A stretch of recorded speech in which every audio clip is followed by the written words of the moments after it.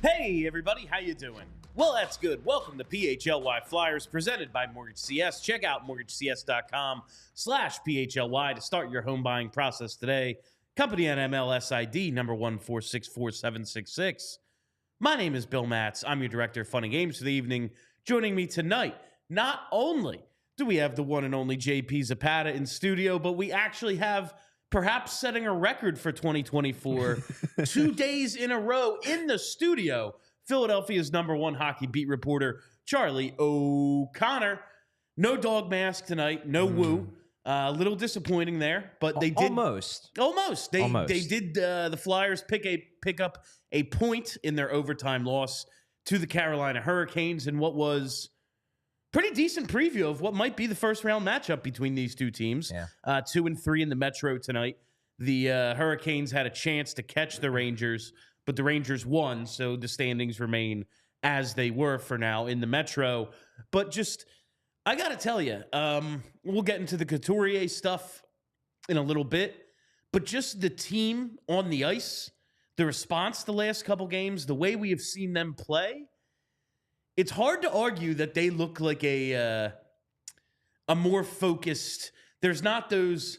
Oh yeah, for 53 minutes they played well, but there were 7 there where everyone had their skates on the wrong feet and nobody knew what was going on, and they allowed 3 goals. Like, that thing hasn't happened, and it's resulted in a lot better hockey. And tonight, I think they went toe to toe with what might be the best team in the East. I mean, Florida's awesome.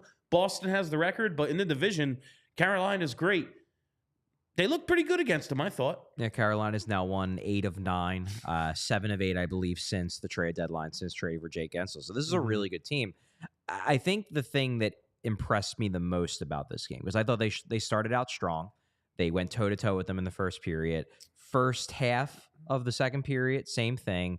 Then they started to dip. Carolina started to do what Carolina does, which was just hold the puck constantly, cycle you to death. The only opportunities you have are transition chances off the rush. But Carolina had the puck for 80% of, in my mind, the second half of that second period. They were all over these. And they go into the second intermission. They're down 2-1. And I was legitimately curious how this team was going to come out in the third, because there was a non-zero possibility that Carolina was just going to come out in the third and keep doing exactly what they did in the second half of the second, turn this into a 4-1 game and cruise. Instead, Flyers outplay them in the third.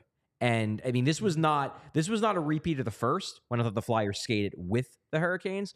The Flyers were the better team in the third period. They earned this point. They tied that game because they controlled play, and ultimately, after pushing and creating chances and creating shots, finally Travis Konechny breaks through. But this wasn't a case of they were just hanging around and then they got a break. They earned that tie because they controlled play and ultimately broke through the wall that Carolina was holding up.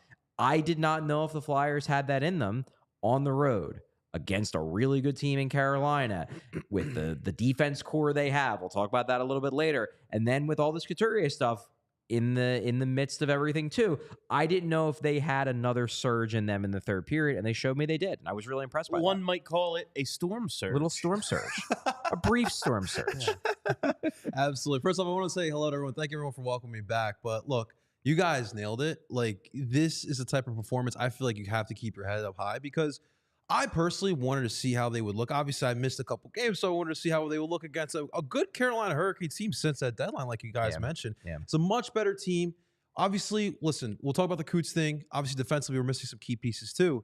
But they hung in with the Carolina Hurricanes all throughout these 3 periods. And look, we would love to talk about 2 wins. I would love to see Bill in the dog mask, but you got to take away this point, especially when you're talking about the playoff race. We were all watching some of the other games as well and those scores, but this is a hard-earned point, and we keep moving forward here, guys. And that's like to see them kind of respond the way they have after the way this, stretch of 7 games started. The 6-2 beatdown by the Maple Leafs, then the 6-5 game. You thought you were coming back. Felix Sandstrom really let you down. Like, shit just went wrong against the Bruins. Then you beat the Maple Leafs. Now you get a point tonight, and now you are, 1-2-1, more than halfway through this 7-game stretch. You have a chance to come out, not ahead, but as well as anyone could have guessed you would. Not behind. Like, you're not going to, as long as you come out, get 1 or 2 points over the next 2-3 games, like, you're not going to surrender your playoff spot because of these 7 games, probably. And you have to take care of business after that. But coming after that are a bunch of games against teams that you should beat. You get Montreal. And Chicago. You get Chicago. Yeah. Then you have a tough game. Well, maybe not even a tough game, but a game that matters a lot against the Islanders. 4-point game. Then you have a couple more easier games. So the schedule does open up, but you had to get some points. I came into this week thinking, and I was looking at it as the normal week. I wasn't really counting the Florida game. I'm counting the Florida game as part of next week. But I was looking at this as a 3-game week, and so I went into this week thinking, if the Flyers can get 3 out of 6 points, if they can steal a win against one of these 3 teams and then take one of the other 2 teams to overtime, to me, that is a successful week. Not an amazing week, but it's a successful week. They've already done that. And this was a game where maybe they kind of had to, because we've talked about it. They can't seem to beat Boston. Something always happens where they lose to Boston. Boston. So I was never expecting that was going to be a game they were going to get points out of. They get the 2 points against Toronto, who we talked about 2 nights ago, might have been the easiest game out of this gauntlet. That's not saying Toronto is a bad team, just that looking at all the other teams might be the most winnable game. They win it. And then tonight, they go into Carolina, a tough environment, a really good team, and they steal a point.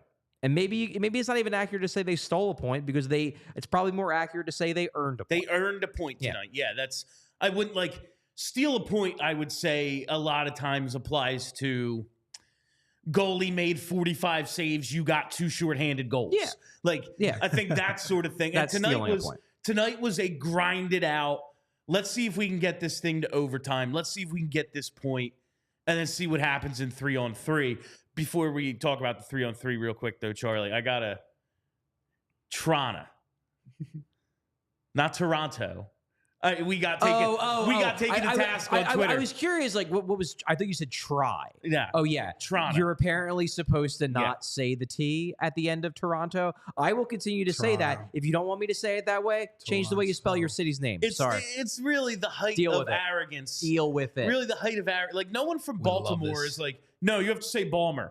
Like, no, you say it that way. Yeah, you're but wrong. I'm not from there. You're wrong. Yeah. If you want to continue to be wrong, that is your business. Well, anyway. But I will not concede to your wrongness. Anyway. I will continue to pronounce the city's name the way it is spelled and the way it is supposed to be pronounced. O'Connor versus Toronto. Toronto. I'll go head to head with Toronto any day. It's been 8 years of this. I love riling up Toronto people. They're insane. It's great. It's pretty easy. The 3-on-3, some interesting choices made. Yeah, this is a reasonable critique. I'm not. This isn't maybe why they lost. Carolina considerably better, especially when you look at the high-end talent. Like, the Flyers have 2 defensemen they can play in this situation, both of whom might be a little banged up, But Travis Konechny, Morgan Frost, Owen Tippett, and Bobby Brink were 4 of, if not the 4 best Flyers tonight. None of them saw the ice in overtime. No, it was 2 shifts. Yes, that's the point I will make, is that I don't think they were all benched for overtime. No. They would have all probably, with maybe the exception of Brink, because who knows where Torts is with Brink. Game tonight. Great game. But I think at least Frost, Tippett, Farabee. Well, Farabee I think saw the ice. Didn't he? Did he get on the last shift?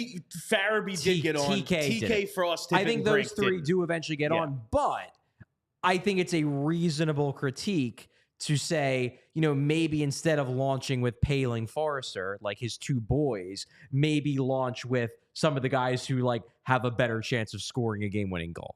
Yeah, I found that a little odd. You're trying to play matchups there. He trusts Forster to be responsible. Obviously, your checking center at this point is Ryan Paling. It's just like, Go for the win. that doesn't seem like you're trying. That seems like you're trying not to lose. Yeah. You're going, you know what? Sam Erson's real good in shootouts. Yeah. And Freddie Anderson just got back. Let's see if we can get this to me, that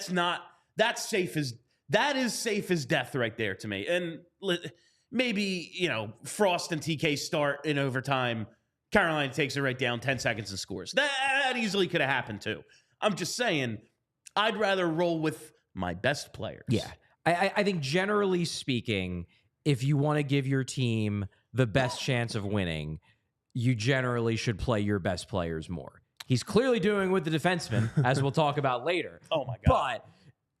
But Ryan Paling, while he had a perfectly fine game, I think he was strong tonight. Yeah, he was good. He did not have a better game than Morgan Frost. He did not have a better game than Owen Tippett or Travis Konechny. Well, Agreed. Konechny was pretty underwhelming for the first two periods. Got the goal. Yeah. But in the grand scheme of things, putting Ryan Paling on the ice first does not give your team the best chance of winning, as opposed to putting a more talented player who actually has a decent enough chance of scoring a goal. Travis Konechny might have more like overtime goals than Ryan Paling has goals. Yeah, I'm not going to kill Torts for it.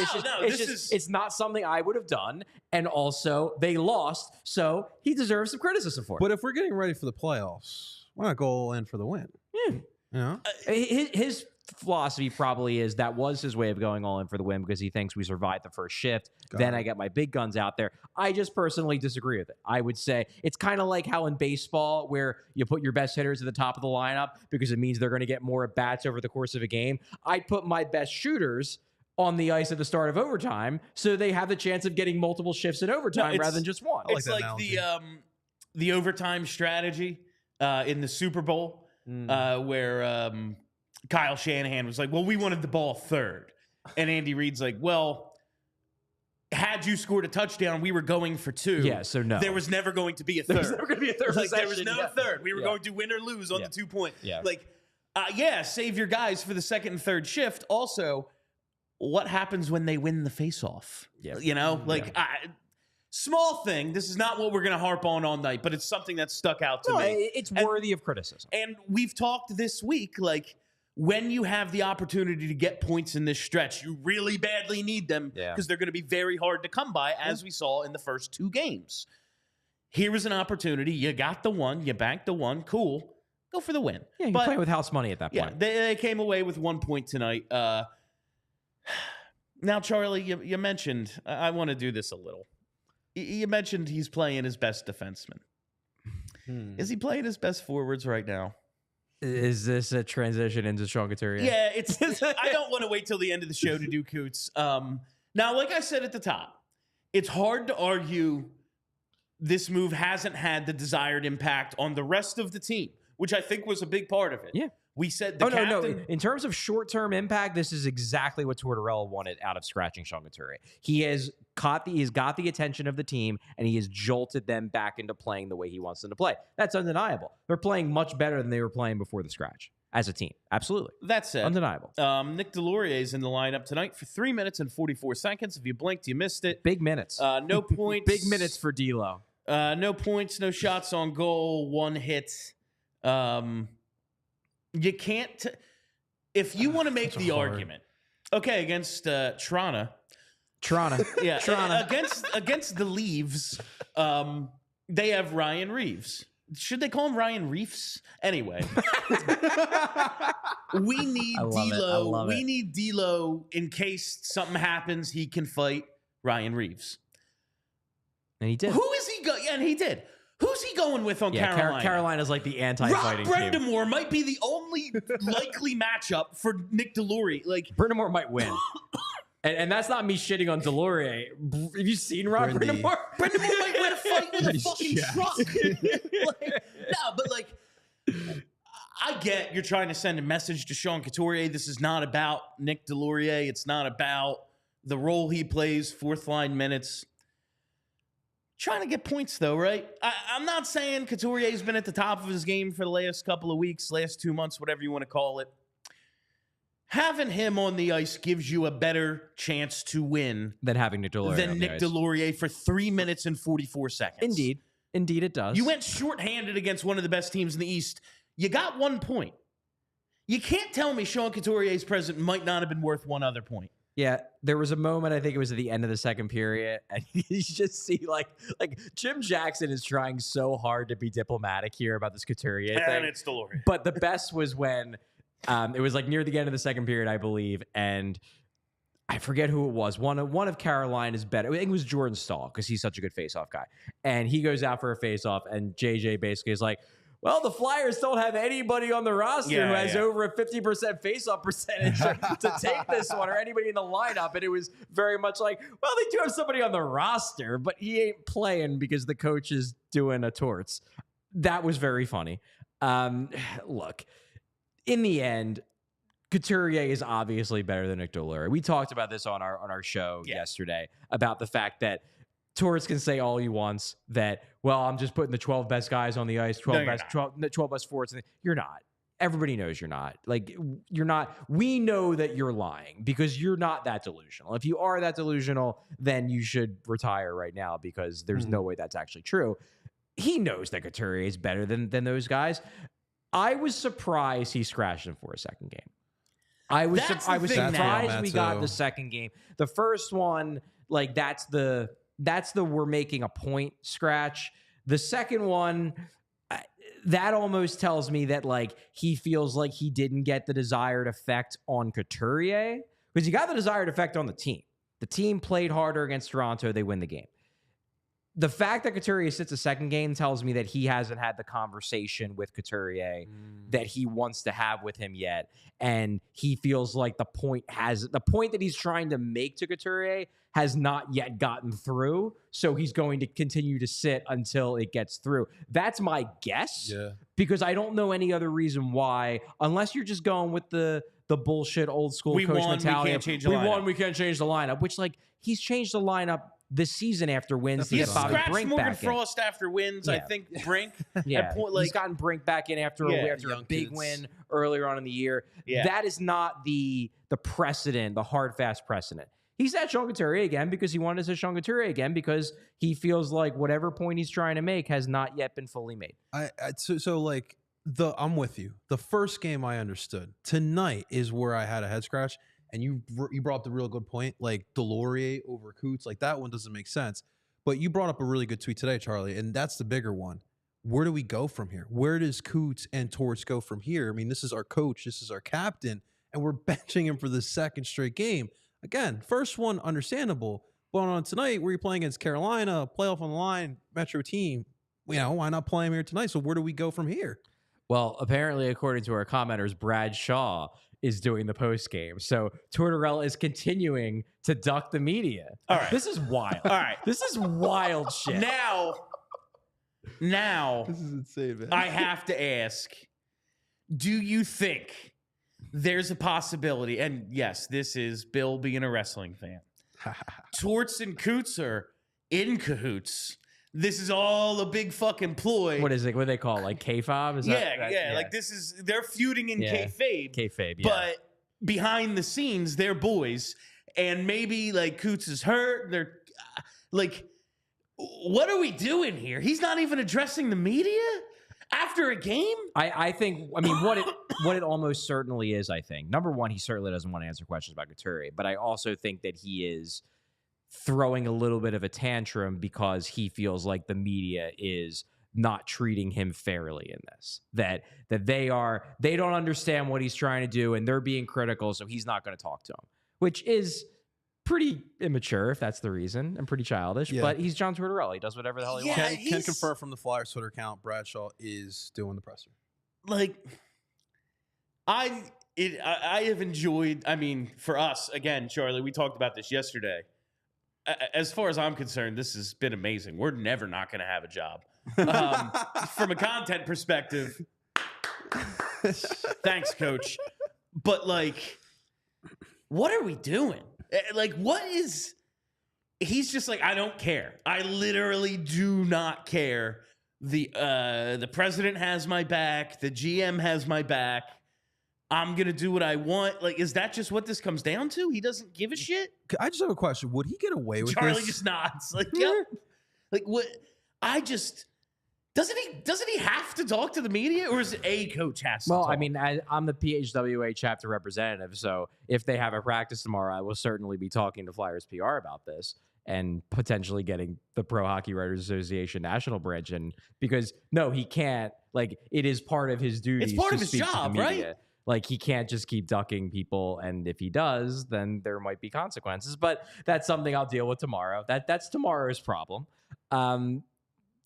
Look, one thing I can tell you about John Tortorella is, and I think this is pretty much the case anywhere, no one can tell John Tortorella what to do. No one. Like, I feel bad for every PR department that has had to deal with John Tortorella, because John Tortorella just does whatever the hell he wants, and no one can tell him what to do. Like, the shit that happened in Tampa where they told him he got kicked out of the game and he's like, no, I'm not leaving. Like, that's what PR departments that are working under John Tortorella have to deal with every day all season long. It's, you tell John Tortorella you have to do this, and he says, no, I don't want to. If he doesn't feel like doing it, he's just not going to do it. And I think that was almost came as a shock to him, because it finally registered like, oh God, I actually do have to do this thing I don't want to do. It became like, this is the drama. This is the circus that is John Tortorella as your head coach. It is what it is. It became like, you could see his mind like, I can't be the one who walks away, but I absolutely have to be the one who walks away. Yeah. Like, whatever. Listen, John Tortorella, he's not going to be told what to do. But when you're trying to buy a house, you need someone to tell you what to do. Very, very badly need someone to tell you what to do. And for more from our friends at Mortgage CS, let's hear from Charlie O'Connor. Yeah. In terms of Mortgage CS, I think Bill and I have talked about this a bunch of times. We are homeowners. We did not meet the Mortgage CS guys before we bought our houses. But the spring purchase market's almost here. It's heating up quickly. And the thing is that everyone is waiting for the rates to go down. Everyone is saying, well, I'll jump in when the rates go down. The thing is, that's what everybody's doing. So if you really want to get a leg up, if you want to be able to have someone that you trust in this home buying process, it's Mortgage CS. Mortgage CS stands for Mortgage Concierge Service. It's a white glove service, independent mortgage broker based right here in Philadelphia. They're there to educate and empower their clients.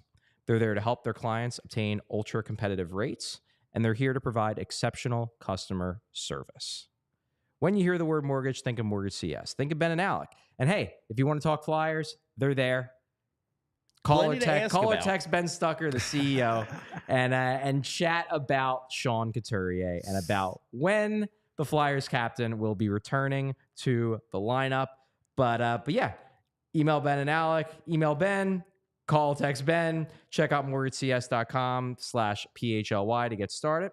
This advertisement is not a commitment to lend or extend credit. Mortgage CS is an equal opportunity mortgage broker. All loans are subject to credit approval. Certain restrictions may apply. Company NMLS ID 1464766. Visit mortgagecs.com for more information. Dead on, Chuck. Way to go. I tried. Let's talk about some of the guys who did play tonight, because this Couturier situation, I can see this. I have like a list of things we're going to do in the offseason, Charlie. I can see the days we don't do those nonsense things being Coots versus Torts days. Like, that's just where this is going to go. Who knows? Maybe they are just in cahoots and this is all a big joke. But let's start with Morgan Frost. Ties a career-high 5-game point streak tonight with the assist on the TK goal. He has been phenomenal, and there was a narrative. Now, I kind of believe this. Not so much. The narrative was that he only did what he did at the end of last season against bad teams. I thought whether it was a good or bad team, it didn't matter because the games didn't fucking matter. Fair. They are fake games, so who cares what Morgan Frost is doing in the second half of this season? This career-high 5-game point streak now, though, is coming in the most important stretch of games and the toughest stretch of games that this team has played in quite some time. It's really hard to argue that this dude hasn't stepped up his game considerably, and he's earning this ice time. Like, part of the reason the coach can get away with sitting Sean Couturier is that someone has stepped up. Now, I would like to see both. Like, yeah, right. You can have why not both? You can have two centers. I know it's been a long time for this team, but you're allowed to have two centers in the lineup. But Morgan Frost has been phenomenal lately. Yeah, I mean, I don't know if that was an intentional pass to Konechny on the game-tying goal. I'm going to say it was. I said on Twitter, I need to hear if anyone asks him after the game, let me know. Yeah, I would like to think it was, because if it was, then he has a between-the-legs goal and a between-the-legs intentional assist within, so what was that, in the Boston game? So that's 2 out of 3 games he's done a between-the-legs play. Pretty cool. It showcases the confidence that he has right now. This is a guy who is feeling good about his game. And it's really nice to see, because we've seen what Morgan Frost looks like when he doesn't have confidence in his game. He's just skating around, waiting for the play to come to him. What he's doing right now is he is making the play happen with his own assertiveness, with his own plays, by skating with pace, by making plays with the puck. I mean, I was watching, and he really didn't get involved on this particular power play, but they have him stuck in the bumper right now. Mm-hmm. But it's an interesting formation because he's touching the puck a lot in the bumper, and then also he's moving around. There's a lot of motion. But there were about 3 or 4 times where he's in the bumper. Obviously, the puck is on the perimeter, and he's banging his stick on the ice, basically like demanding the puck. Get me the puck. Love I that. have been begging for a player on this team all year to just be like, this is my fucking power play. Everything runs through me. And you're getting the sense that Frost finally, at long last, is starting to have the confidence where it's like, no, I am not going to be a passenger on this power play. This is my power play. I didn't care who it was. I just wanted somebody to do it. Give me Garnet Hathaway. And they needed someone. Yeah, and it seems like Frost is finally doing it. He's finally the guy. Not that the power play's been good. Obviously, they didn't score on the 5-on-3. But it just speaks to, I think, the confidence that he has right now. And it's exciting to think what Morgan Frost could be. I mean, who knows if we'll ever see this guy. But what Morgan Frost could be if he has that kind of confidence for 82 games. It'd be really cool to see. And like one thing I did want to point out as well is just, it's just crazy seeing the confidence that you're seeing from Morgan Frost ever since the benching to this point. You know, I was watching the pregame beforehand, listening to Tortorella speak to the media, and even like hearing him talk about Morgan Frost is insane. Like, you know, trying to get TK going, so putting him on the same line with Tippett and Morgan Frost, because Morgan Frost is doing a good job getting the puck to his teammates. Yeah, that is crazy to kind of hear, but it's, you know, we always make the joke, like, you know, if you're in the doghouse, just get in the office with Torts and yell at him, just like Morgan Frost may have done. But it is really cool to see. The future is really bright, and this is what we're trying to see in this year of rebuild, seeing young players like this flourish. And that's, I guess, why you put up with the circus that forget like every decision he makes, like whether it's scratching Coots, who he puts out on the ice in 3-on-3. Who cares? You put up with the circus that is John Tortorella because of the success stories. Like, John Tortorella is now proud that he made a man out of Morgan Frost, a dude he scratched 10 times this year. Scratched him 10 times. Didn't believe in him. I mean, after the second half of the season that Frost had, he came into camp like, yeah, he was all right. He's okay. He's all right. We'll see what he is. Yeah, who's to say? And then like scratches him a bunch of times. And now he's led the team in scoring since that day he was scratched. That's pretty damn good. Like, it's a success story that John Tortorella, maybe Morgan Frost would have become this guy with or without him as the coach. But it feels like he drug this out of him, and we're going to get the best of Morgan Frost because of it, no? Hope so. I mean, they're certainly getting the best out of him now.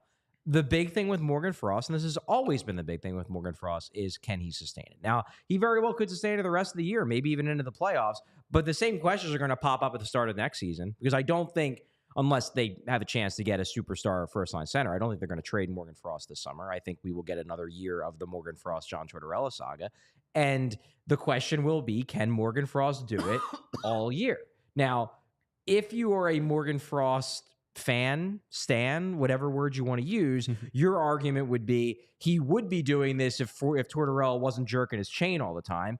Maybe, but he's still got to do it. And part of it is finding a way to get in the good graces consistently of a mercurial head coach in John Tortorella.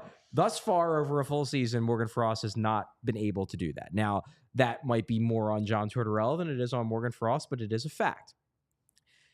If he keeps this up, I am very interested to see if next year we maybe can see this over the course of a full season, because that would be really exciting. That'd be awesome. And I need to point out about Frost tonight. He made, maybe he meant to, maybe he didn't, the assist on TK.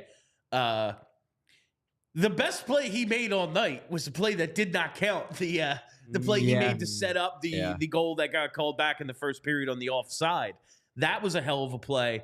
And I've just been noticing. Now, he has taken a few penalties lately. Yeah, he's taking some penalties. That's true. But, okay, maybe it's just a little blip. And you'll deal with it if he's doing all these other good things. Yeah, if he's on a 5-game point streak and he's got 6 penalty minutes over the, okay, I'll live.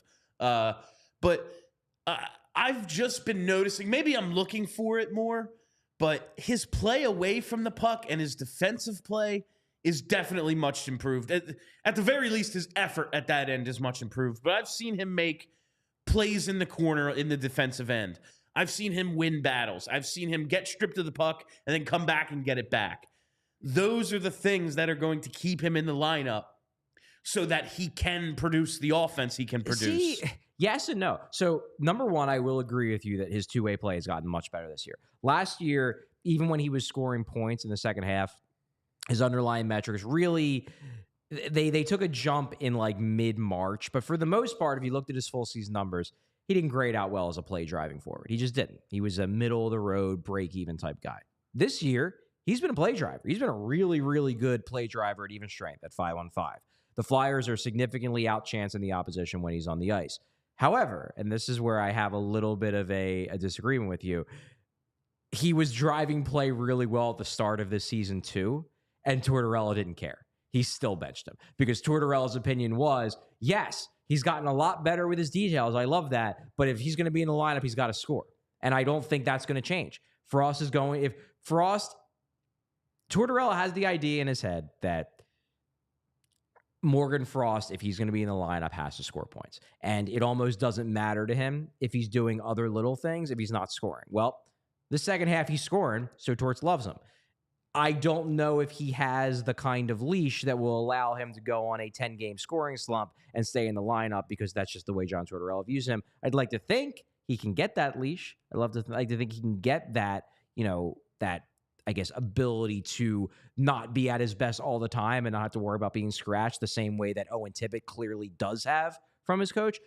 As of right now, he has not yet gotten that from John Tortorella. Maybe he will next year now that he's yelled at him, but we haven't gotten to that point yet, so we'll see. Basically, what Charlie's saying is Morgan Frost is never allowed to chill. No, he's never allowed to chill. At no point can he chill when he's on the ice, which is why he needs to chill off the ice with ice-cold Coors Light. Listen, this team, these players, they drive us nuts. It's never going to end. This is just the way it's going to be forever, whether they're winning cups or they're in the draft lottery, everywhere in between. We're going to need every now and then to just chill, and there's no better way to chill than with an ice-cold Coors Light. So whether you're freaking out about goalies, injuries, whatever, you need to find the Blue Mountains in your fridge and enjoy a beer as cold as the Rockies. Because when everything surrounding your favorite hockey team is on fire, sometimes you just got to chill. When you choose to rise above it all, choose chill. Choose Coors Light. Get Coors Light delivered straight to your door with Instacart by going to CoorsLight.com/PHLY hockey. Celebrate responsibly. Coors Brewing Company, Golden, Colorado. Someone else I thought who played real well tonight, Bobby Brink. Yeah, they made a point tonight to really show the battle he won to get the secondary assist on, what was that, the Lawton goal? Yes. Did he get a secondary assist? He's an assister. Yes. It was secondary assist on the Lawton goal. Yeah, because he had that really good puck battle win that sets up Farabee for the great one-touch pass to send Lawton on the breakaway. Yes. Yeah, I am hoping now this version of Bobby Brink, who I think is the guy who made the team out of camp, winning battles, that secondary effort, getting in on the forecheck. I'm hoping that's who we see for the rest of this year, because I think the team is better with Bobby Brink on the ice than off. Agreed. Especially considering the alternatives. I have no idea what Dennis Garyanov is. I know I have more invested in Bobby Brink. His ceiling is considerably higher. And Cam Atkinson is cooked. So, like, I need Bobby I hope Brink. he's not, but he doesn't look good. It doesn't look good. They're in a playoff race right now, and the coach who's his boy is sitting him. Like, it's not great. It says a lot. It's not great right now. I need Bobby Brink in this lineup, which means I need this version of Brink to kind of come back, the guy we saw the first couple months of this season. Yeah, I'm with you. I would love to see more of Bobby Brink. I mean, we talk about putting these young players in these type of situations. I mean, Bobby looked really good. And the thing is that he's shown flashes in every single one of his starts here. So if we can just get consistent play that we always talk about, and we always keep in mind that these are young players, but I thought Bobby looked really good on the Law School. I thought that pass to Joel Farabee was great. Obviously, Joel's pass was even better, but Bobby really started that play, and that's what Torts would love to see from a player like Bobby. Yeah, I think that's really the big thing here with Bobby Brink, is what Tortorella has said on multiple occasions about Brink, about why he fell out of favor with the head coach, was the first time he said something especially negative about Brink. It was a road game. I was on the trip. It was after a game, and somebody brought up Brink, and he said, Brink needs to learn how to check. He just has no idea how to check. And what was that play we saw to set up that goal? That was checking. It wasn't a big body check. He's 5'8". He's never going to be throwing his weight around crushing people, but that is checking. That is, using your body, using your leverage, getting in position and winning a battle with your strength and leverage. That's checking. That's the kind of checking he's going to have to do, not just to succeed at the NHL level, because maybe he could succeed at the NHL level without becoming a better checker. Maybe he could be a 45, 50 point a year guy, maybe. But he's not going to succeed at the NHL level on a team coached by John Tortorella, because John Tortorella ain't going to fucking play him if he doesn't get better at checking. And John Tortorella's made that abundantly clear because he sent him down to the minors. I mean, I know it was Danny, but the reason why Briere sent him down was because Tortorella wouldn't play him. And it was like, well, if Brink's not playing, might as well send him down so he can actually play. So this was a big step, I feel like, for Brink, in that, yes, he had an impactful game. I thought it was a really good game all around. He was one of the better players on the ice in my mind for the Flyers. But he did it, in my mind, in a way that will make John Tortorella feel like he's getting through to Brink in the way he wants to get through. It's like how with Sanheim at the beginning of this year, all last year, Tortorella was yelling at Sanheim to be more assertive, carry the puck, use your skating. And then the first month and a half of the season, that's all Sanheim was doing. And Tortorella thought he was the greatest thing since sliced bread, because it wasn't just that Sanheim was scoring and playing better. He was scoring and playing better by doing exactly what John Tortorella had yelled at him to do. To me, that's what Brink did tonight. So I'd like to think, you never know what John Tortorella, again, said this 2 days ago or yesterday. Don't want to put myself in the head of John Tortorella, because that is a scary proposition. It's just a brain filled with torture devices and puppies. But it seems to me that this is a situation where he would love what he saw in Brink, because it's exactly what he wanted from Brink. Charlie, you just really put an image in our heads. The torture devices and the puppies are separate. Yes. The puppies are not in. The puppies are happily running around playing. On a farm. Yes. Like the farm your parents tell you they took the dog to. That's actually the farm in his head where the puppies are. Yeah. And the torture device is separate. Well, what it is there's a bunch of people, like humans, that are miserable, and the dogs are extremely happy. Yeah, and he's pumped about that. Is like, we're talking about, like, I'm sure most people have seen the movie Happy Gilmore, where it's Everyone like, get in your happy place. Yeah. His happy place is like humans being miserable and dogs being really happy. Yeah, just like, like people giving him the finger. Yes. Like directed at him. Yep. Yeah. And then a bunch of dogs just like having the time of their friggin' lives. I want to talk about Cam York in a second, and I'm going to set it up with, now, York played 29 minutes, was -3. He's been real good. Listen, he played half the game. Sanheim clearly dealing with something. He doesn't practice anymore. Anthony DeMarco reporting, hearing PHI, hearing Phillies has signed Hunter McDonald to an ELC. That doesn't shock me. I guess Northeastern season's done. They are extremely high on Hunter McDonald. They are extremely high on Hunter McDonald. Reinforcements? I guess I can't put it past them. They really The amount they've talked. They really like this guy. I ask these questions of you sometimes as a joke, but considering how often he has come up unprompted they love from him. multiple members of this front office, current and previous regime, they like this I dude. don't think there's much concern on their part about Hunter McDonald's physical readiness. He's old for his for his draft class. He was an older draft pick. Yeah. They didn't draft him at 18. So he's not young in the sense of like the other players that were taken in his draft here. He's huge. He's really strong. I mean, look, putting me on the spot, I know I you do don't know not the necessarily expect that they are going to throw him right into the NHL. However, like, it's not the craziest thing they've done just this week. That's a great point. He's 6'4", 205, 21 years old. He's almost 22. So yeah. he's a little older. Yeah, he wasn't taken at age 18. I wonder if he were, this is just me making shit up, if he were to draw into this lineup at some point, it's the Rangers. Oh, you want to put him in against Rempe? Yeah. Oh my God. That's just me throwing something against the wall. Jonesy, think What about it. are you doing over there, Bill? Now Cam York. Let's get back to the defensemen who are actually going to play. Okay. And who are playing. Okay. Cam York, I guess not, like, you're -3, probably not your strongest game. Also, is a really tough opponent. And it is what it is. Yeah, and also, And, like, like 3-on-3, like Travis whatever. Sanheim doesn't practice anymore. He's clearly dealing with something. Yeah, he's banged up. They have 1.5 defensemen. Yeah. Like, I guess Zamula counts as a guy. Like, he's been in the NHL all year, so I'll count him. But he's like a third pair dude playing second pair minutes right now.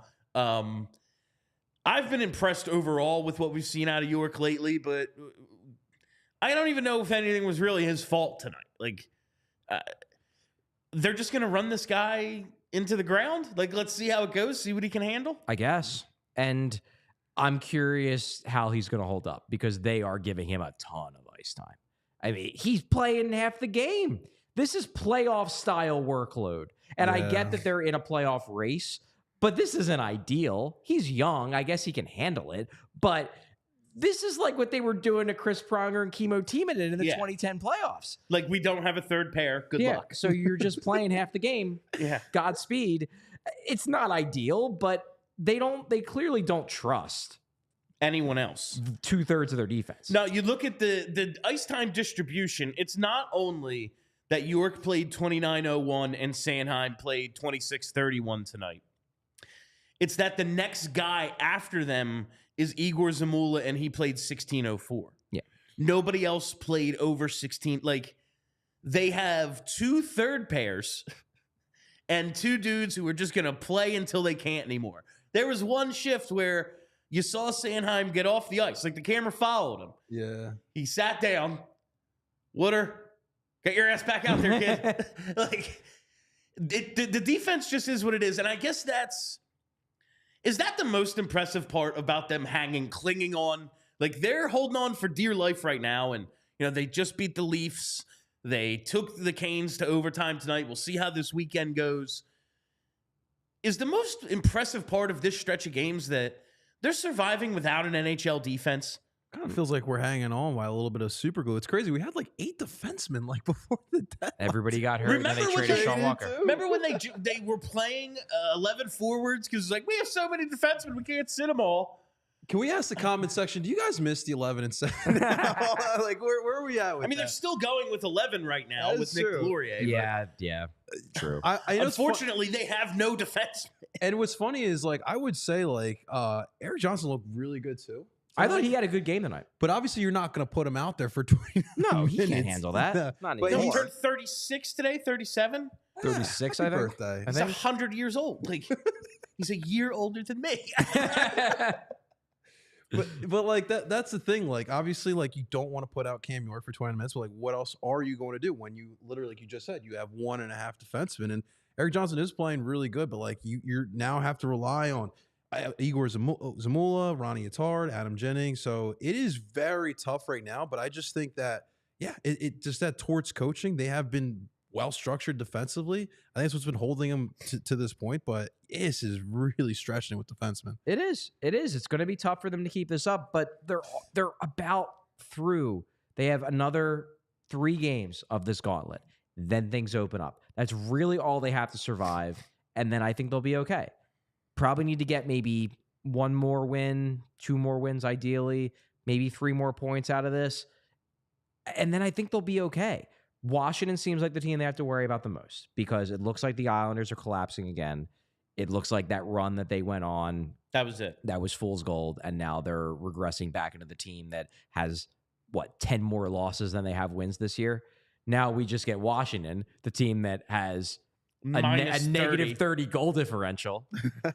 That is something too about this situation for the Flyers, is that I don't want to take away from the fact that they are dramatically exceeding expectations, the fact that they are in a playoff race, the fact that they are playing meaningful games and winning. This Eastern Conference, the bottom of the Eastern Conference, it's real bad. This is so much worse than anyone expected. Like, so many teams that we thought were going to be better. The Devils, number 1. They're top of the list. But the Penguins we thought would be better. The Sabres we thought would be better. The Senators we thought would be better. The Red Wings were a team you're like, hey, maybe they could break out. They might get in the playoffs for the same reason the Flyers will, which is because all the other teams stink worse. Who wants it last? No, it's really, really funny to watch this Eastern Conference work out. Like, we were talking about this during the game. The Flyers, it appears, as with 12 games left now, are going to finish 3rd in the Metropolitan Division. Insane. There is a really good chance in calendar year 2024 they don't win a Metropolitan Division game. Well, they haven't yet. I think they're going to have to if they make the playoffs, because they're going to have these head-to-head matches There's a few with at the the end, Islanders and the Devils. Capitals, teams that are and there's chasing them. another Cap. So they're going to have to win a couple, at least one. But the fact that it is now past the midway point of March and they've yet to beat a Metropolitan Division team, that's pretty crazy. I did not know that until you brought it up during the game. December 19th, they beat the Devils in overtime.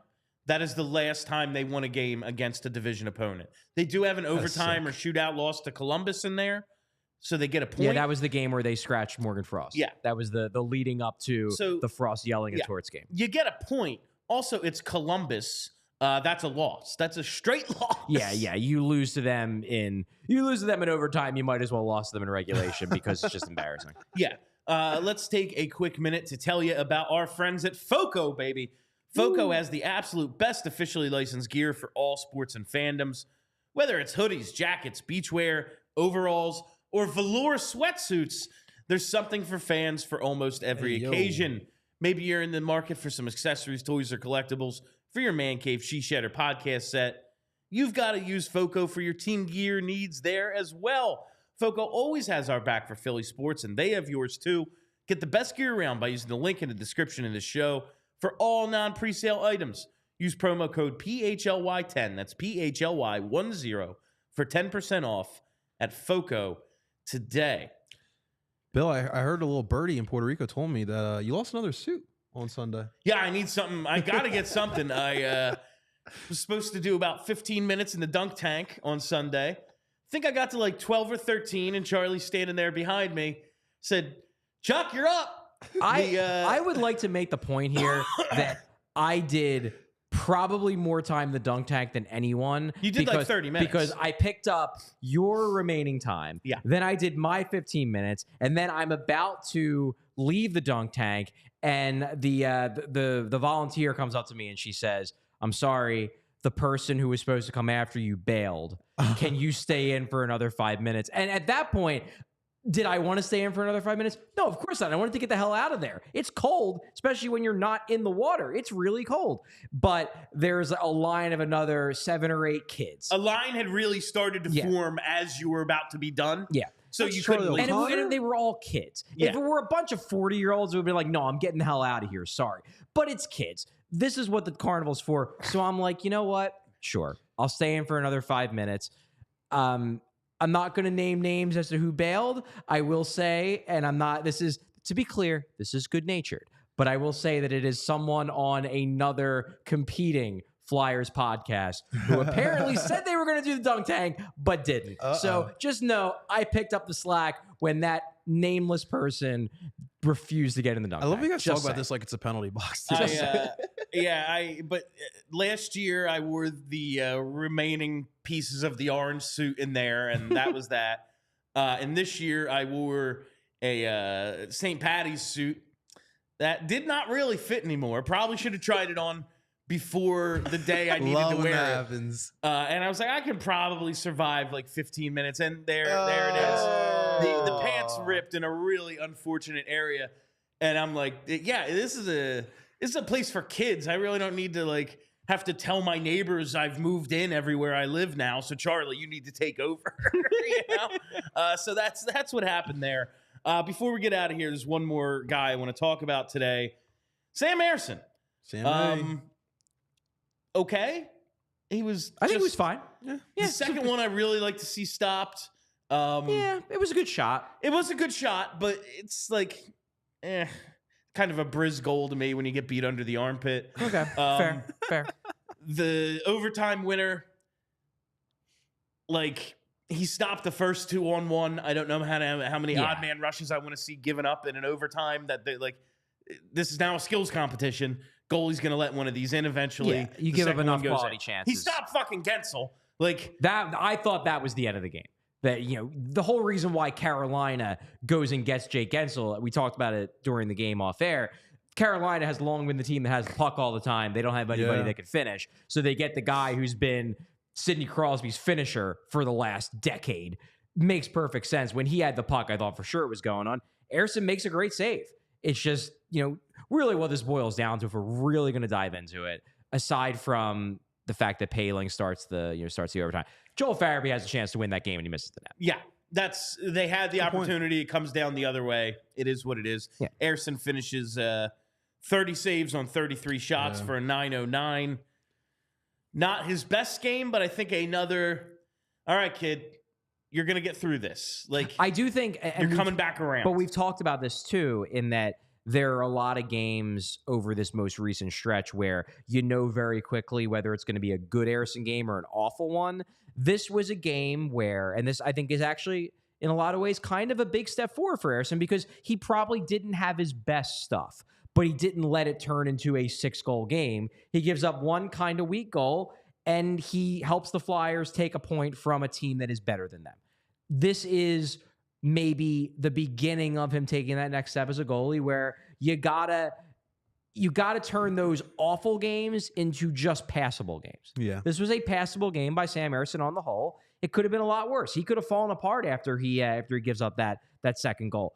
Carolina put a lot more pressure on after that. He made some big stops at the end of the second period. That game could have gotten out of hand if he would have done what he did against Toronto, against Tampa. Instead, he shook it off, held down the fort, and then the Flyers come out in the third period like gangbusters and tie the game. But look what we also just talked about as well. I mean, like 1.5 defensemen too, and Sam Ersson's expected to be behind the net there and just be Martin Brodeur essentially. So 30 saves off 33 shots, considering what it was here tonight.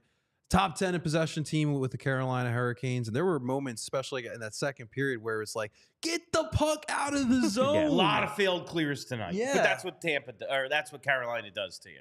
And so I tip my cap off to Sam Ersson, because I thought that was a solid performance. Obviously, like the theme of tonight is we want to get 2 points, but this was a hard-earned point here tonight. It's hard to be mad at them after a game like that against a team like that. Listen, 1 week from today, it's one of the best holidays of the year. It's Phillies opening day, and you can join our crew, Jamie Lynch, Renee Washington, and John Foley, for a pregame live show and then watch party at Bet Parks Casino and Sportsbook in South Philly. I learned this today. That's the Turf Club.